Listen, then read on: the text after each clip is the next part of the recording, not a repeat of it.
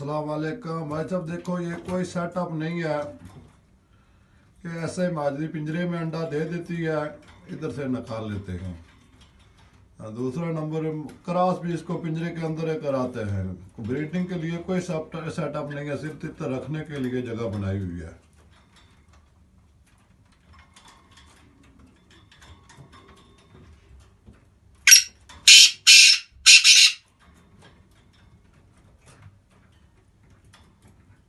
इसी तरह पिंजरा साथ जोड़ते हैं, नर इसके पिंजरे में जाकर क्रॉस कर देता है या ये नर के पिंजरे में चली जाती है, वो क्रॉसिंग हो जाती है।